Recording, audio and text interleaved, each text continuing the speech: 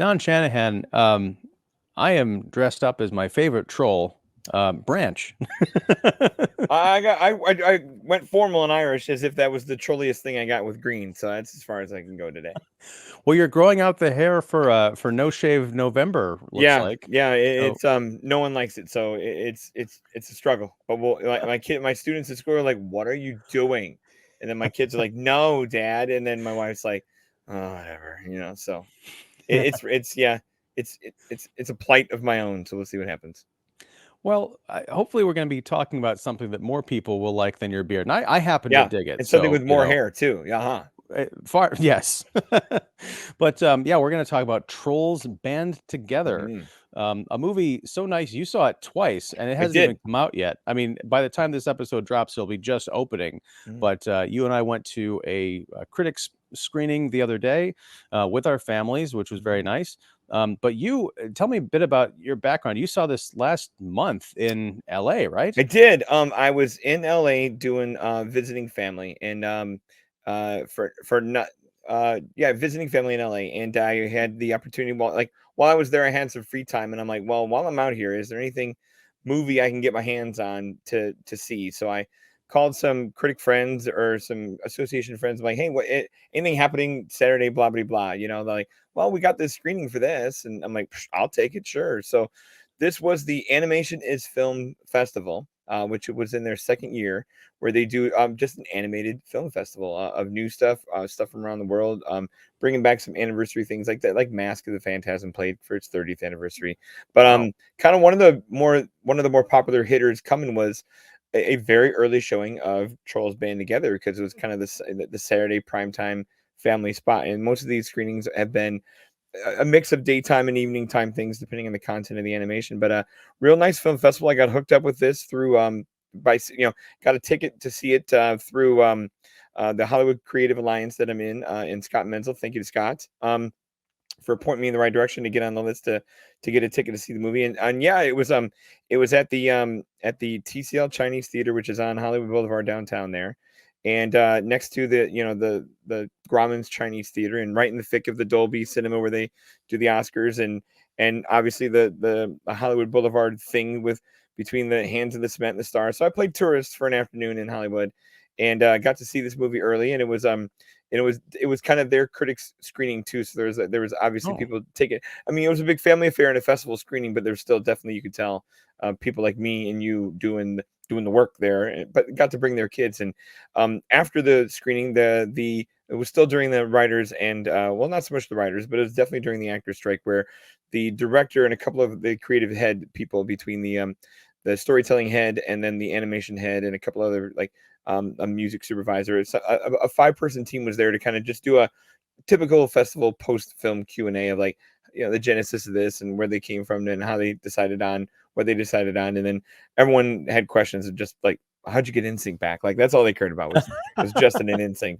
But they were trying to, extol kind of the technical and artistic virtues of what they did to make this thing come to life. And it played well for that crowd in Los Angeles. It played well for our crowd yesterday. And between dancing in the aisles and claps afterwards, I think they've got a hit in their hands that'll come out in a week or two here. well, as I mentioned, I think we're gonna be dropping this on opening day. So yeah, I think we're Mm. both in the camp of take everybody to go see Oh, it. Um, I I do want to talk about. Of course, we're going to talk about the movie, but one of the things I wanted to discuss yeah. is the the target audience for this movie, Mm-hmm. because I'll just open up with kind of like my thoughts overall, and also of my family that I brought with. Sure. My oldest, who's 13, hated it, but that's because he Oh, doesn't yeah. like movies, has been well established on this podcast.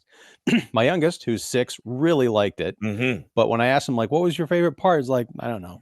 Um, Yeah. and then my wife, I expected she was really excited about this and excited to be able to see it free, early, and the whole family. She didn't like it. She's a huge Ooh. fan of the other Trolls movies, Okay. and we didn't dig too much into it because I wanted to avoid that critic thing of like, no, I can't attack my family, Sure. you Sure. know. Um, but I was just, she had said something about like the I guess the plot she felt was not as involved as some of the previous movies. It was very, very simple, very straightforward, and she Right. felt it was more an excuse just to put a bunch of songs in the mix. Yeah. And my memories of the first true Troll movies are, wait, now it's a problem. I know. Yeah. But this is the this is the first of the three Troll movies that I actually enjoyed. Okay. I don't know if I've finished the first one. I think I fell asleep a couple of times during a couple of attempts. I saw the second one start to finish and was like, it's, it's okay. Mm. But this one I really dug. And getting to the target audience question, I don't know that this movie was made for kids Mm. or like girls slash, moms or whatever. I secretly feel this was made for a specific demographic of guy who was covertly into boy bands in like the late 90s and 2000s, and this is like their kind of like, this is our love letter to you Yeah. and people out there who will admit that they dug in sync and understand the in joke to Together, the fake MTV boy band from the the year Hmm. 2000. It's such a weird thing, and I want to get your take on that. I'm with you. My daughter, who likes movies but is also pragmatic, is like she couldn't come to the screening. She was doing violin, but she's interested in the movie, but not like batting down the door to see it. My wife, everyone in our house really loves the first two Troll movies. The first one was on repeat for a very long time. It's kind of that first household viral movie we ever had in this house, of like the movie that, the classic parent story of what movie was on repeat when your kids were 3 and 4. It was Trolls. And then the second one was a pandemic special, where that one just kind of dropped out of nowhere as it was, and it was this neat little like kids first encyclopedia of musical genres. Like it was almost as educational as it was entertaining, but definitely a step down in terms of like they're kind of throwing a lot of things against the wall to see what can stick in that second one. And then this one, I can see your wife's point, where it is awfully simplistic. It is get the band back together, beat the chase, beat the villains and call it a day, and throw some songs in along the way. And it is a hodgepodge and a mishmash of songs, rather than, you know, I always make this complaint about the movie Sing, done on a different studio, different animation thing, where that movie has 87 songs in it in a 94-minute movie. I'm like, well, just tell. Really? I've never seen Sing, but 87 songs? Yeah, so like it's one of those where like they just like drop 3 bars and then switch things. And so this new one kind of skirted at that, where you meld a few things together into musical sequences where there's not a lot of, where in Sing, to me, there's just not a lot of movie left over when you just belt on a little thing here, belts on a little thing there. This movie still has a story, with air quotes. It's not, again, it is pretty simple, but they still, the talent assembled here is something that is just better than what you get in something like Sing, where you've got some, until you get to that big finale at the end where it's the concert to save the theater. Then finally they're doing songs properly well and properly right. This movie is pretty fun all along the way. Demographic wise, no, I think I relayed this to you a little bit before show, or even yesterday. I think this is completely for the 25-year-old to 40-year-old parent sector, who, yes, are boy band fans, the people who were, high schoolers when Britney Spears and all these bands came out, who are now parents who don't know what to do with things, who are, reluctant Swifties because that's what their kids are into right now, where they were boy band kids themselves. They've emerged now as parents of people who are still into K-pop or One Direction, or that second generation of boy bands, or fourth generation of boy bands, depending on how hard you want to play history, from the Beatles on, or the Beach Boys on. Like you can get carried away with like how many eras we've had. Even to the joke of the movie, it was an era with the frosted tips and the curly hair. So the self-awareness here, I think, is completely targeted towards adults, where the kids along the way can be like, "Mommy, this is all the music you listen to when you're washing clothes and doing dishes." Like, what you're making? Why are they singing in the Troll movie? So I think this is punching parents, and parents a generation younger than you or I, like I said, the 25 to 35 crowd. I think it is there to get them and bring their kids along the way, because it is squeaky clean, fun music for the most part. It isn't the over explicit music of today, and it isn't as and it was still pure the way we heard it. Like we had to like listen to the radio and do the CDs and maybe some LimeWire along the way. Like the generation where the Backstreet Boys and NSYNC came up, it was still music. It was still an event. It was still you said to still discover things, whereas now everything is Spotify and in your face. There's just not a lot of landscape for that, or the people who are big hits are big hits. So, but no, I don't. Yeah, my 9-year-old loved it, thought it was better than the first one, but he is a walking flesh bag of recency bias, where the newest thing he sees is the thing he likes, and he forgets about everything else. Where I'm like, I don't know if you really like this one. So we'll test him on it when he sees it again. But no, I think this is for the 25 to 40-year-old parents out there who are like, finally one for us. Maybe Yeah, I'm a bit past that demographic or that same. age Me group, too. but this was kind of my sweet spot. But it's Mhm. strange because even if the music isn't something that the kids are gonna be all tapping along to, but as you mentioned, this is the stuff mom listens to when she's folding laundry, or Yeah, dad, because that's my jam in the there house. we I go. I love laundry and dishes and lawn work. What's wrong with me? Mhm. But it's the the story, I think, is what really grabbed me, and it is paper thin. It's Oh yeah.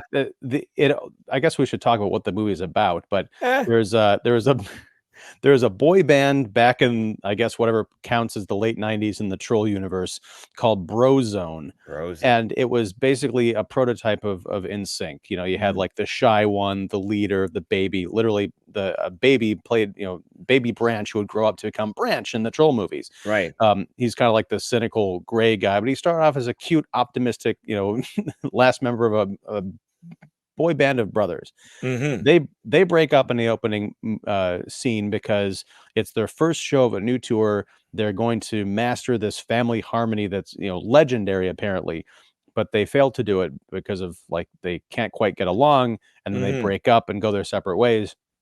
Years later, the leader comes back and he's like, I think his name is John Dory, and John Doerr, yeah. he's got to rescue one of the other brothers who's been kidnapped by these weird, I don't know what these have we seen these creatures in other troll movies? Are No, they an this invention is of a this one? new, if you wanna say race, this is a new race of Gumby kind of people. I don't know how to describe them. Yeah. They're like Gumby meets the Felix the Cat, kind of Yeah, almost like 1920s spaghetti cartoon people, but yeah, they're all in 3D, and they love like pop rock music, and they have their own like little island or yeah, world. Mountrageous. Right. Yeah. Where they worship Velvet and Veneer, who are the two pop stars du jour. They are a brother and sister duo, Mhm, but they are completely talentless, and they get all of their music fame and accolades by literally sucking the talent out of one of the trolls that they've captured. Who they've got him encased in this purple, like diamond, yeah, protective case that is permeable only to suck the magic out of him or whatever. And so they want to, I guess, get the band back together so that they can suck all their collective powers out and be famous forever. John Dory wants to get the brothers together to go rescue their long lost sibling, and of course the other trolls go along on adventures to collect these other trolls. One is like running a restaurant, the other is helping his other troll companion slash wife run this amusement park full of mhm, trolls who were separated in the Great Troll Purge or something. I can't right. keep track of all this like weird backstory because I was half paying attention during the other movies, but it catches you up pretty nicely, I think, in this one. I didn't feel lost. I was just like, oh, No, just there's jumps them in, something yeah, more here. Yeah. yeah. But surprise, surprise, they get the band back together. They perform the perfect note. They Mm, rescue the brother. Everybody's happy, and the bad guys are yeah. punished. But what really stuck out to me was the multi-layered stories in this film about family. You've Mhm. got the obvious, the five brothers. You've got the evil siblings who have their own struggles and their own kind of like backstory. You've got, what is Anna Kendrick's character's name in this? I keep forgetting. That is Poppy, who's, Poppy. the queen, the princess of the troll land that everybody's in, yeah. Right, and she, meets her long lost sister, who's, as I Mhm. mentioned, she's the co-owner of that carnival land. Yeah. Um, is that That's Camila who is Cabella, pop star, if I remember correctly. okay, and what was her character's name? I should know all this stuff, but I don't. That is Viva. Viva. And that's the thing is like I I kept up with these characters not because I knew their names, but they have such great big personalities, Oh yeah. and the animation is just so it's so characterful that it almost Hmm. doesn't matter who they are. I'm like, oh, that's the leader, that's Anna Kendrick, and that's Justin Timberlake is Yeah. the gray one. I don't know, but I really thought that it's something that we don't see a lot of in modern family movies and modern movies in general. There's a spirit of like family, not just found family as like Hmm. half the movies are nowadays, but actual family units, keeping them together, how much work that is, how rewarding it can be. There's a sense of romance with these kind of troll creatures who Hmm. are getting married in the beginning, and they're just like full on in love and making out with each other. I Oh mean, yeah. you'd be hard pressed to find a romantic duo in a major studio motion picture in the last 5 years. I feel like I it's agree. just kind of refreshing to see something that's kind of traditional and yet modern at the same time.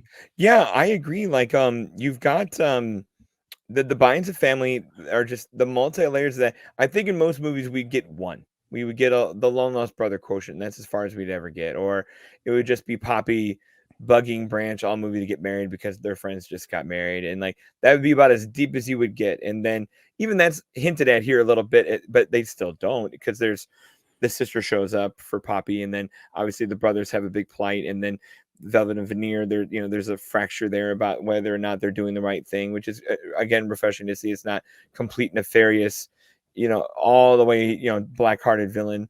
The circumstances along the way, it's normally there's a little bit of grief in terms of like whether the brothers will get together a little or not, but then when it is, they're all still very lockstep once they get there. And yeah, it moves really well to kind of get in as many layers as you can that are family. If I'm that guy plucking life lessons like I do in the movie, the notes are crazy because there's little isms and little quotes and little mantras all along the way of every little step of every little thing they do. And the review I'm going to write will write itself thanks to that stuff. But you're right. I think most movies in 5 years, especially at the especially for this kid market or even the family market, if we want to call it that, they kind of don't involve romance, or at least keep romance still there. Like I know Pixar's Elemental this year kind of was the attempt to do kind of you know um the thinly veiled biracial relationship kind of thing, with fire and water being proxies for placeholders for that metaphor. But I mean, even that romance is still kind of, I don't want to say chase, but just kind of it's there, but it doesn't play all that great. Whereas these, it's made romance is made to be complicated, not just automatic and ready to go. And our married couple, the Bergens, which is Christopher Mintz-Plasse, old McLovin, and then it's Zoe Deschanel. Like they've been together now 3 movies, and they're finally married. And yeah, you have, it's just the automaticness of like, yeah, we love each other, and we're gonna be that every chance we get with the honeymoon jokes. And the directors even talked about they had to kind of try to keep the movie tight. There was definitely more of the Bergens on their honeymoon. Like they talk about a getting kicked out of the pool scene or something on the motorcycle before they get to the amusement park. Like there's more scenes with them, but they're like every time they did that, they took themselves away from the other main central angle. So, but no, it's nice to see that there because most other Pixar movies you don't have that. Like I know Up is farther than 5 years ago, but like that's more of a widower situation. Soul doesn't have any romance in it. Yeah, whether people avoid that like the plague in most of these family movies, or like somewhere some focus group says people can't handle seeing people kiss or something like that. I don't know what it is that makes things. And I think I read an article this week where that, I don't want to say sexlessness, but like that passionless kind of vibe is showing up even in adult movies where the death of the erotic thriller, or even the death of like the rom com is there, where we just don't go there a lot. Or even our superheroes aren't like, I don't know, for lack of a better word, they're not horny. Like we, not that Well, Captain I America mean, has to go get some, but like we have very like romanceless, like heroism first stuff, which is supposed to be really nice and altruistic, but no, I don't think that's very realistic. So it's nice to see a movie, even on this level, go there and stay there. well, I mean, we're gonna talk in the past by the time this recording goes up, but in the future, Mhm. as of this recording, about I almost said Captain Marvel 2, The Marvels, Yeah. which, I know we're gonna disagree on that. It's gonna be a really fun conversation, but I feel like Trolls band together is a better film overall than Oh, Captain sure. than Marvel's. I'll grant that But for sure. Yeah. partially it goes to that idea of in that movie, spoiler alert for something we haven't talked about yet, Mhm. but Captain Marvel turns out is married on a distant water planet where everybody Yeah. sings. Yeah. But even that, it's all about, oh no, it's political, it's a marriage of Yeah. convenience, as if the Mhm. idea of any kind of romantic entanglement is like, Oh, don't how worry, dare everyone, you? we're not recommending Yeah. traditional romance. Don't Oh my stay in your gosh. seats. And yeah, like I think of our guy, I think it's Spruce slash Bruce, who's on the Yacht Rock Island made of pool noodles, where his wife is like just like, oh, I remember when he was a rock star, and they have kids, like it's the like you could tell mama used to swoon over dad quite hard. So like they don't shy from that in this movie, and it's almost a point of pride and a point of fun than it is, oh, we can't show that. It isn't that, which is refreshing for sure. I am starting to notice in kids movies, I only have one example of this, or there might be Okay. others, but the whole paradigm of you wanna call it the mixed species couple, that it really Mm, shouldn't work. yeah. In Shrek, you had Donkey, or Shrek 2, I guess, Donkey and the giant dragon, and they've got kids running around. Yeah. In this movie, it's Spruce, or Bruce, Mhm. who's a troll, and the giant, like, what what M are they? I don't know. They're Like, like you call it mop noodle people or something? yeah, I don't know what you would call them either, but you're right, and they have these, like, biracial children who are kind of a fun little mix of heightened size of trolls and fuzziness of this and locked haired of this, and it's unique and it plays, and again, they do that without batting an eye. Like, yes, he's married, he has kids, and they screw around and they're stuck in ketchup bottles. How cute is that? Like, it looks like a family situation that you would see walking out the door. So it plays Right, well. and it's not so much a comment on, like, mixed race or species, it's just Mhm. the cliche is, like, we've got the little character and the impossibly big character, and they've Yeah. got kids, like, how does that work? Even in this Yeah. movie, there's a couple of jokes about, like, we just made it happen." Mhm. Yeah. Um, yeah, it's cute, and there's, like, a running pink eye gag, which is Oh kind gosh. of fun. Hilarious. Yeah. But yeah, there's so much, like, if you were a person of a certain generation, that's what we're kind of getting at here. There's lots of in jokes, there's lots of out jokes, but also the movie is just it's bright, it's colorful, it's wildly entertaining, unexpected. I don't remember, was there the 2D animated Peter Max kind of like gateway jumping sequences in the other films? No, no, this was definitely something cooked up for this with the hustle button and Keenan Thompson leaning in the way of like, you mean this button I want to press? Yeah, yeah, it's a good time there. They had some unique animated sequences in the other movies, but nothing 2D like this. No. Hmm. And it's fun because it's absurd. It just kind of skirts that edgy, like Mhm. you expect to see some kind of horrifying monster jump into frame, but they never quite do. Yeah. Um, But the rest of the texture of this movie still rings true, like the arts and craftiness of things where everything looks like it's made out of felt. And like just the and that's where the Q&A that I said in, like they're always thinking of ways to just change the texture or add to it. Like and we saw that in this movie with, I'm talking about the pool noodles over there at the island, and then obviously all the things that are always still very fabric that are the trolls. And then by the time you get to the Mount Rageous, and it's the, like we said, kind of that almost toothpaste looking plastic. I don't know how you even describe it. Like that, whatever they're doing at DreamWorks is impressive because the textures are off the charts. The movie always looks so good, or the Orbeez for the water, like so clever, so simple, and it makes sense for this little arts and crafts world that anything, because it still feels like something that should be coming out of a pop-up book at a kid's yeah. library and not busting in our eyes in a screen. I'm glad you brought up the Orbeez, because that reminded me of, and it's just a theory, and I have no proof of this, but I feel like the Lego Movie was probably very influential in a lot of, like, I think so. studios around town, Yeah. because that you had, especially in the Lego Batman movie, all the fire, all the water is actual Legos, Yeah. and you wonder, like, my God, even though it's computer animated, it looks like someone spent 17 years just Oh, doing, like, a frame for one scene, yeah. and they do that with the Orbeez, in here. It's not an ocean, it's a collection of trillions of these little jelly. What the hell are Orbeez anyway? What are they made I of? I don't know, but you're right. It is incredible, the craftsmanship, and none of it, and not a speck of it looks sloppy or incomplete or, yeah, it's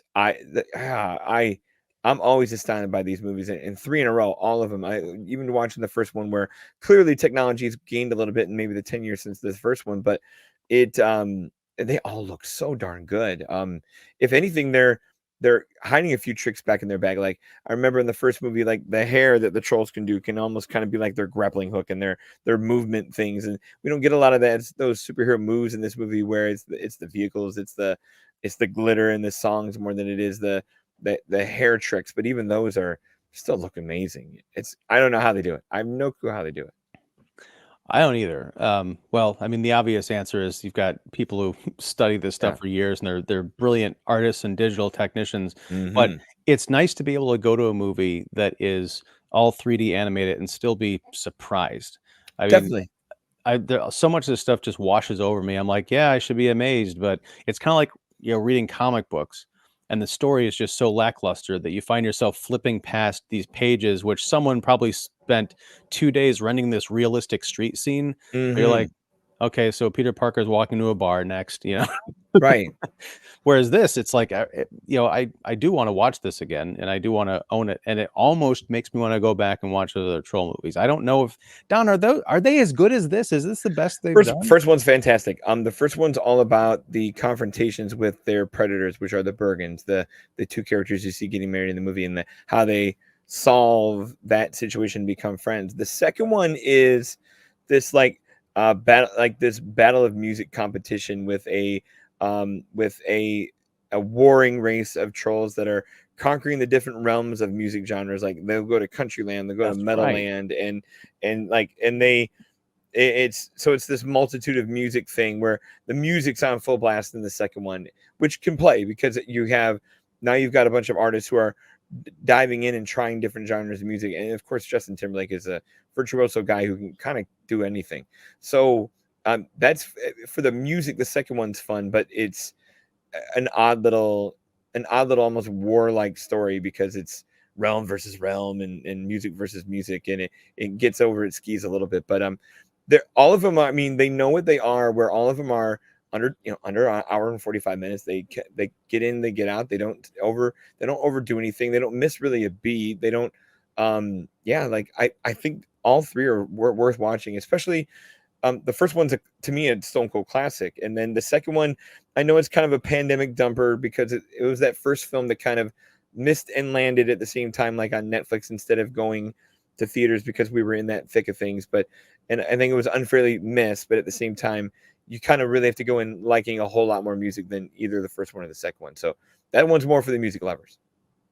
So do you think? I mean, this is alternate reality time, but Mm-hmm. because the movie was not made it came out during the pandemic, but it was very Right. obviously made beforehand, before anybody knew the ramifications. They're like, oh my god, no one's going to go to the theaters. Yeah. Do you think if it had the same kind of release as the first one, or I'm assuming this third one, that people would have responded to it, or do you think that those kind of flaws you're sort of pointing out might have dragged down its estimation? I think it would have been well.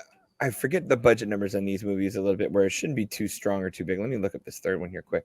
Um, so yeah, like the first one was a big enough hit to warrant the sequel that it did business wise.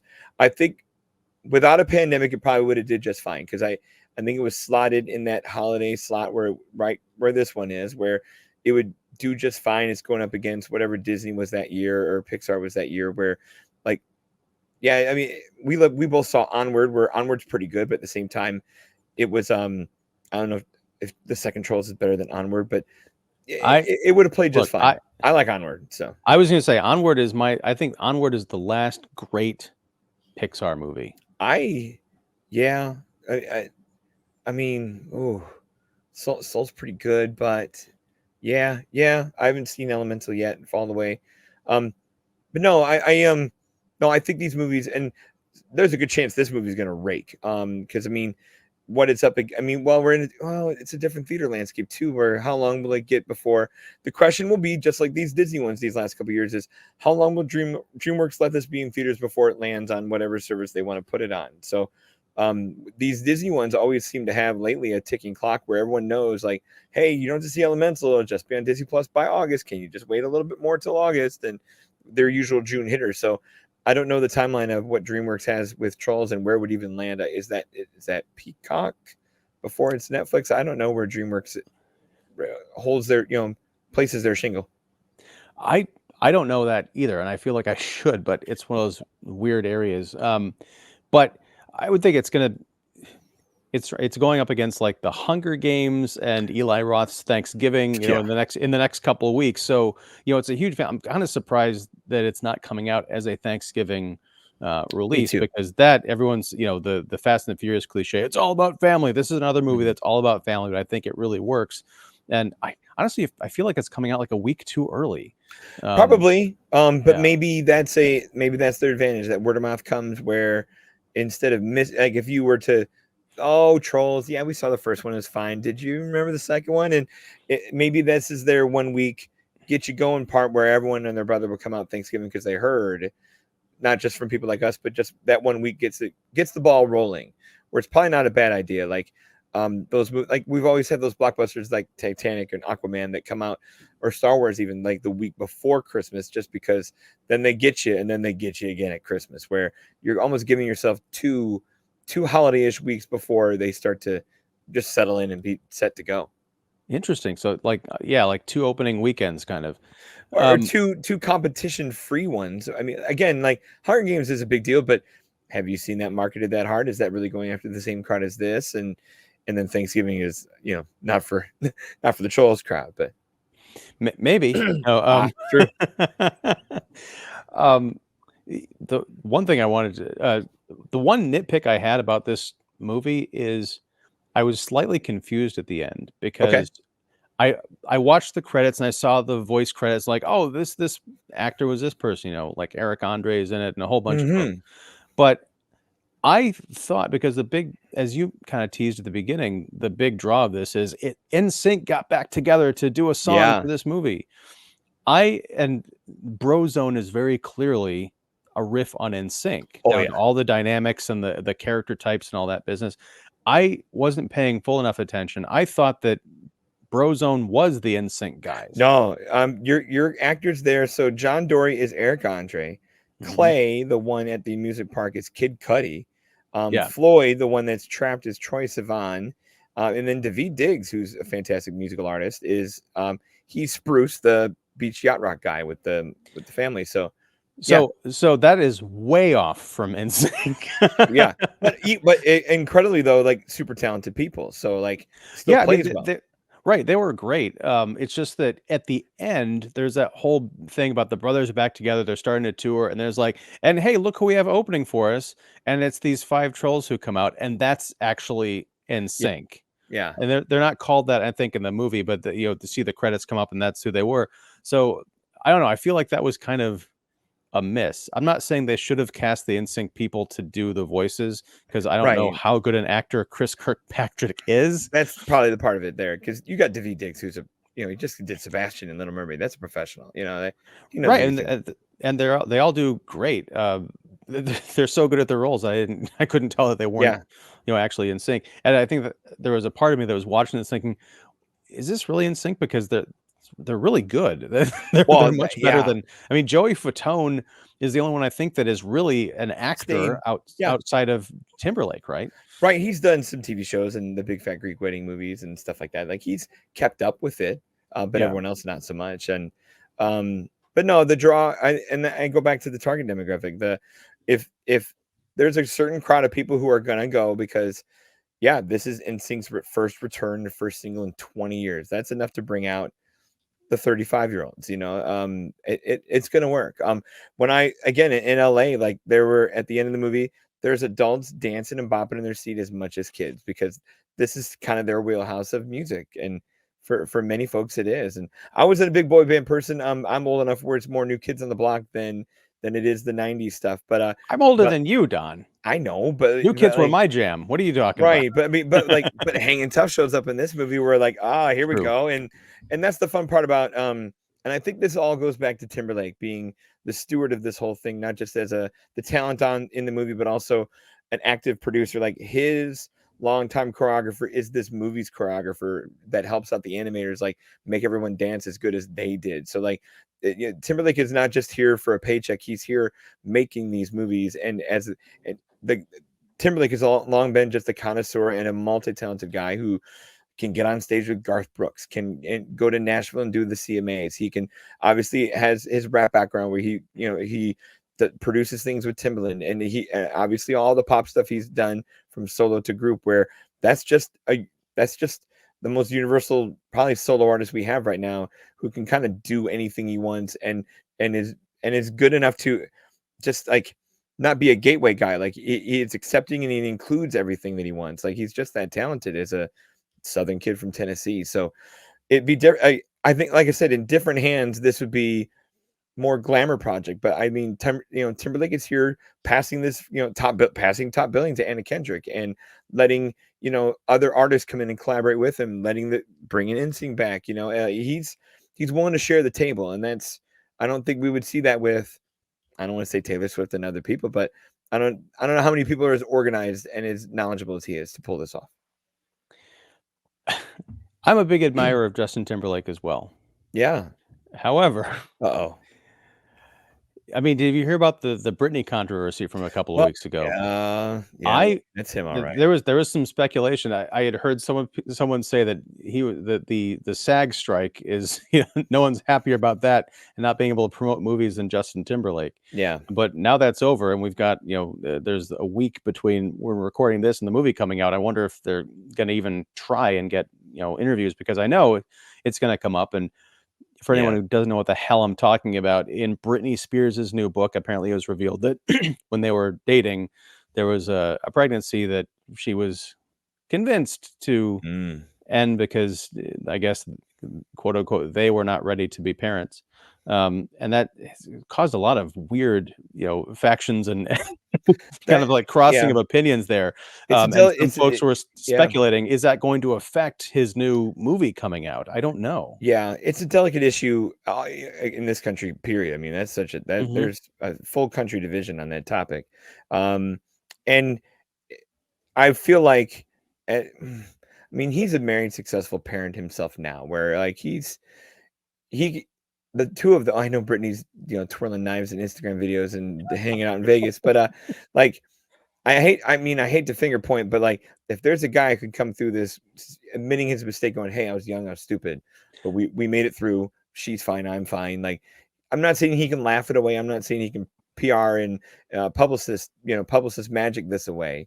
But if there's a guy who's found the right maturity where it's not about the vanity and can, I know, like I said, not wish this away, but just why if that guy was on a Jimmy Fallon couch right now and it came up, which I'd be stunned if it did, because Fallon's his buddy and his broski. But I think he would handle it, or you would see Jessica Biel standing right next to him, going, "You know what? It's fine. It happened." Like, or it's one of those things where, not that this would be a Me Too thing, but I think we would all be surprised how many of those situations have come up with any number of stars, let alone Britney. So, yeah, I think the other thing that would help him is like, he's an animated troll in a movie. We don't have to see his face. Like, we don't have to see him romance a woman or like, it would be more, I don't know, triggering, I guess, for that crowd if it's him still out there, really being forward and in your face and on the screen. It's luckily his voice in a troll. So yeah. And it's just it was in the ether, which is why I brought it up. Yeah. But I mean, it's just one of those strange things where I think there's been enough time since that whole brouhaha. It's been like 3 weeks, and that's like 6 years in entertainment newsland. Yeah. Unless something pops off, this week to kind of bring it back. But he was also, they were both very young, and I'm, as I was saying on another show, I'm pro-choice, but I lean very heavily to the pro-life part of that choice. Oh no, saying like if your choice can be not termination, if your choice can be adoption and give away, like I'm very pro-choice too, but with the idea that, man, I hope you pick a pretty good choice while you're there. If you have to, I get it, but it's your body and your right. But that will be, again, that's a tricky thing when you're trying to sell a 4-quadrant movie. Very true. Right. So I'm hoping that, and that's the long way of saying that I don't think there should be any like boycotts of this movie.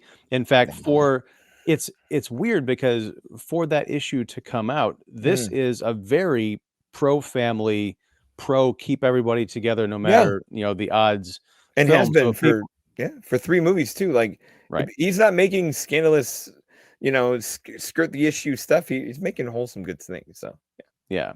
So yeah, weird deviation aside, thank you for going on yeah, that detour with me, Don. no problem. I can handle it. Yeah. But yeah, I this gets my highest recommendation. You had said something after the lights came up, like, is this going to win, best animated picture? No, Wow, Spider-Verse but is I gonna win that one. So yeah. maybe, but I don't know why this isn't. I feel like the only reason this might not be a contender in a lot of people's eyes is because it's Trolls 3. But I Right. mean, this is one of the best animated films I've seen all year from an entertainment perspective, from a Mhm. story, from performances, from messaging. I think it's right up there. I love Spider-Verse too, but if you were Mhm. to ask me, I'd be like, I don't know if I could choose that No, between the two. I have to think this is Final Five material here, because if you have Spider-Verse, you have Teenage Mutant Ninja Turtles, if you have Elemental, and then this, that's 4 out of 5. And if Netflix can float in Nimona or Leo, whatever's kind of still coming in their pipeline, there's always a foreign contender. Is Miyazaki in here for Susumi, like, or Boy versus Boy and the Heron? Like, anime feels deep this year, but there, and with the right politicking, and DreamWorks and Universal can kind of do that. Like, this will play its hand heavily. And I think the number one thing that the Oscars will love from this is you're going to get NSYNC on stage to sing this song, and that song's as catchy as Velcro. So I mean, it's that catchy. It's like multi-stage vaccine required catchy. It's going to be good. So you're going to get that Oscar moment for sure. And then, yeah, that's the king in his court right there when you have Justin Timberlake likely in a tux on stage, introducing NSYNC. With It's frosted tips, no doubt. He's oh going to my bring gosh, back the right. frosted Or tips. or the perm, right? Gosh, the end, that's the fun part, is like, that's the other part of Timberlake, is he's willing to be the butt of his own joke constantly. Between the hair stuff in this movie, the baby stuff that this character goes through, and then all the boy band stuff is still very much, we it's something we all laugh at, because so many boy bands are just so brief of fads. Like, how many of them really do last? There's always somebody who thinks they need to go solo, or times and taste change, where the Beatles split and fade, the Beach Boys age out, New Kids on the Block, Jordan Knight thinks he's cooler and goes solo, and Donnie Wahlberg's an actor. And like, you can do that through the whole course of time, including his own instinct, where Justin knew he was bigger than that group and has since proven that. But can you still go back and say, hey, we made good music, and it's good music that people have plugged into for a long time and still do. It's pass it on, and it's time capsule music. But yet, at any point, we can, like Branch does, grab a record and play it and be washed back into where we were. So that's I the hate to grab. do this. I hate to Mhm. do this because we're winding down, but Yeah. something that just I was reminded of. This movie has a lot of commentary in the form of Velvet and Veneer Oh yeah. about modern pop stars who essentially have to steal their talent from actual Hmm. talented people in order to make things work. But Yes. it's I found it's not so much hypocrisy. I don't know what you'd call it, but you could look at boy bands from the late '90s and say, are could NSYNC back in 1998 or 99 be looked at as the Velvet and Veneer of their day? People Probably. saying, "Oh, they can dance around, but can they Yeah. actually sing? Can they sing but they can't dance? Look at Britney Spears." So, I guess my question is, who is this movie actually critiquing? Like, are they calling out any Ooh. current pop stars by name, or is it just a dig at, like, TikTok influencers who wanna be famous? There's a lot of digs about people who have no talent, but they just wanna be famous, which almost Hmm. seems more like a dig at YouTube and not necessarily pop sensations who are on stage getting awards. I think the dig is exactly what you're targeting here. It's the pretenders who need to borrow more than create. And I think that is the YouTubers and the TikTokers and the cover bands. And we've got a whole cottage industry here of America's Got Talent, and you know um all those things that have happened in the last 15 years of American Idol, where who's the best cover artist hiding amongst our public and population, where how many of those people have become like legitimate original make their own content artist? Carrie Underwood, and that's it. So maybe Daughtry for 5 seconds. I mean, and Jennifer Hudson's become an actress. So yeah, I do think there's a difference between talent who's good enough to need to come up come up admiring and homaging the things that you love, your influences and whatnot. But then once you get to the show, stand on your own and be your own thing. And that's kind of Timberlake versus yeah, the YouTubers and the all we have are other people's songs, or we need to borrow this many beats. Now everyone steals and everyone cheats and everyone kind of samples, but is your talent good enough past that? Where how's your instrumentation? How's your dancing? And like Justin is probably Justin and even the boy band crowds he come from are probably that last guard of legitimate can do it all performers who didn't need that much help. Because yeah, even the other side of the aisle of like Boys to Men and um TLC, like even if you go to the R&B ranks, like those folks just yeah, you might borrow a sample and a hook there, but it was still their own talent. It was still their own thing that got them to rise. They didn't need a show to do that, or I guess that they did it with Star Search in the 80s. But like today, it is discovery is different, and then therefore creation is different. So I do think that's Justin going, hey, you're fun and you're good and you got followers, but you ain't us. Like we're pure talent. We're the family harmony note. Like no one can hit it like we can. Let me show you how we still can. So I do think it's a little bit of I still got it kind of thing from him. I almost think that there could have been like just a tweak to the story that Velvet and Veneer, instead of being like pop stars, Mm-hmm. or at least because they show like kind of their poor upbringing, the sort of Yeah. Oliver Twist, can I have another? But then they jump to being these national sensations on this island or whatever. If they had been YouTubers who had been discovered, I think that's the kind Mm-hmm. of missing link to say there Yeah. are the kind of pretenders to the throne versus the ones who worked their way up through show business to accomplish Right. something, Right. which I think is more of a distinction. Because in this movie, just kind of like, well, they're pop stars, but then we have pop stars going after pop stars for being Right. pop stars. Yeah. What? There's definitely some like, wait, hold on a second. So, maybe that is also then a call out of a self call out to a degree of just like, can we get back to just being coming up through family? Like you don't again, you don't see a ton of those stories anymore of like just homegrown, home developed talent.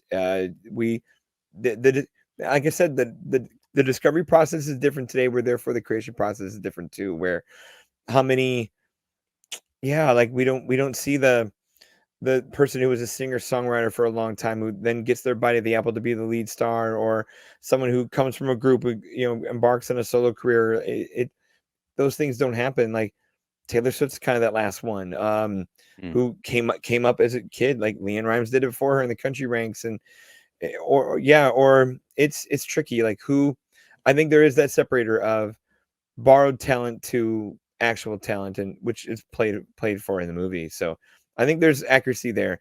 Is it as overt as it could be? No, because we're still in a kids movie. Like Right. this is a VH1 documentary series quite yet. So Yeah, it's just something, again, I'm adult critic brain yeah, watching this. I'm like, yeah, there yeah, could have been that little bit of yeah. connective tissue, But but no. no kid watching this will give a shit about what we just said. So that's for sure. We are two old men talking right now on that one.